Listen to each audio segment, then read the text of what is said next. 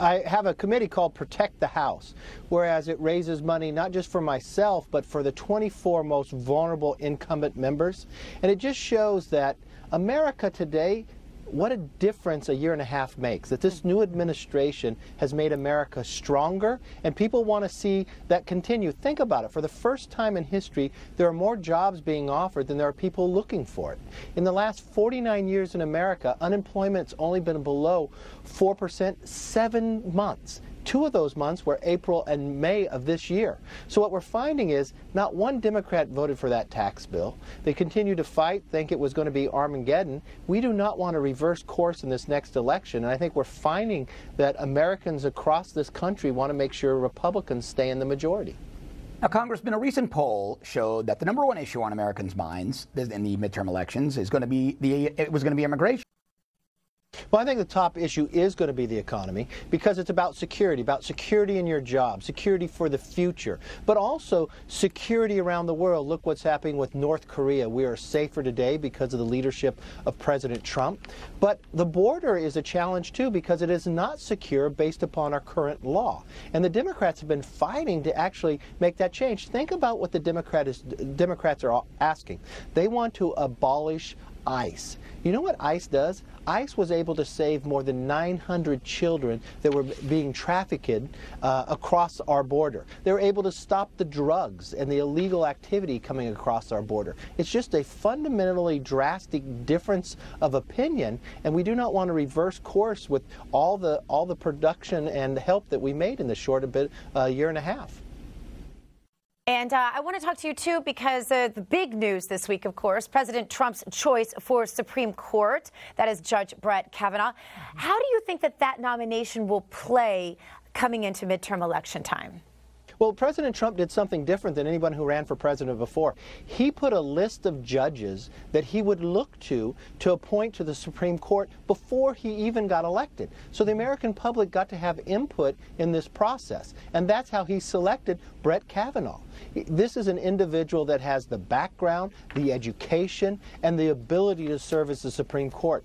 And think for one moment that if he is able to move that through the Senate by September, because if you look at the last 2 appointments to the Supreme Court, it's only taken roughly 66 days, it will show again that America is moving in the right direction, getting the work done. And what's most importantly here is that court goes back in session in October, having a full court to be able to take up the cases before that they need to get done next year. You mentioned the transparency with him, with the president using, of course, the Federalist Society to give him that list initially, and other groups have participated as well. The left is painting that as it's the first time ever a third party has done something like this, has had any say in this kind of thing. How do you respond to that? I think that that's just not true, because what we're finding here is what the President Trump was looking for is people who would not become activist judges, but actually be the role that judges are supposed to be, the interpretation of the Constitution. Are you a constitutionalist, that you understand? That's all that the courts are supposed to do. Congress and Senate makes laws, and the courts look and see if it's upheld by the Constitution of moving forward. And to be able to put forward to the American public before you're even president, these are the type of judges that I'm looking forward to. No one has ever had that transparency. No one has ever been that bold. And another thing that's so important with this new president is he keeps his word. Isn't that unique, that he kept his word, that this is what he would look for and this is who he selected?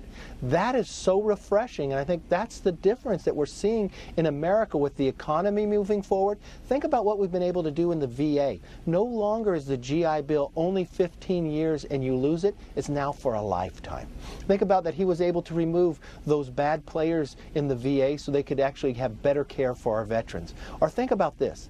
There's more than 100,000 children that get trafficked every year. It's modern-day slavery. So I want to shift gears a little bit and talk about NATO. The president, as we've been showing throughout the program, some live images of the president and the first lady there in Brussels at the NATO summit.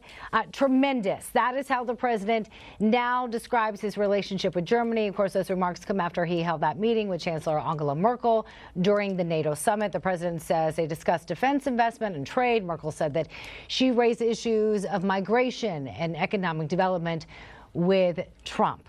Now, Lita, that's quite a shift in tone from Trump when you consider what he said about Germany just a few hours prior. Let's take a listen to the president. Germany, as far as I'm concerned, is captive to Russia because it's getting so much of its energy from Russia. So we're supposed to protect Germany, but they're getting their energy from Russia. Explain that. So, Leader McCarthy, what do you attribute to the president's shift in tone? Obviously, we wish we were all flies on a wall during that meeting, but we were not. Are you concerned at all what impact his words, again, the ones leading prior to that, could have on free trade with Germany, and what impact those words could also have with the president's upcoming summit that he's going to be having with Russia that is coming up next Monday? Well, I think what the president is saying is actually correct. And it's not something new, but he's actually being more direct in delivering it. Every president past has always talked about NATO is supposed to pull their own weight. They're supposed to be paying 2% of their GDP to the military. Well, you know who's doing 4% of that? America. And what is America doing? It's protecting Europe. But we're protecting Europe within a friendship. But the president is correct, because what Putin does with the Russia energy is controls it, because he turns on and off the pipeline. He wants to build another pipeline into Germany. Germany is negotiating with it. That would be 70% of what they're getting. And he would control their economy by doing that. When America has become, from a natural gas, abundant, that we can supply that to them. And I think if we're going to be an individual that helps defend our friends, we should also look to the future. Don't give Putin an advantage. And what's so refreshing about this president, I've watched him. He has great relationships with all these world leaders. I've been with him so many times, talking to him individually. But he's like an individual that actually brings forward the issues that others won't talk about. It will only make all of our relationships stronger if we solve these problems. Leader, what are you and other congressional Republicans hoping that the president accomplishes that ultimately comes out of this meeting in Brussels?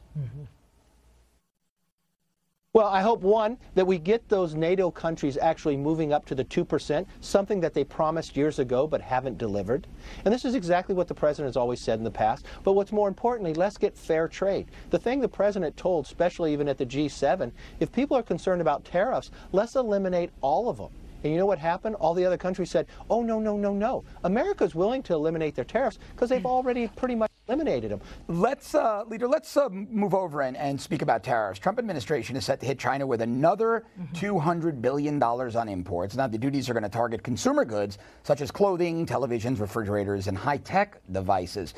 Do you think, and do congressional Republicans think, that this is smart diplomacy on the part of the president, that this arm twisting with tariffs is going to finally get China and other countries where we have trade imbalances to play ball with the United States and give us both fair trade, which is just better free trade?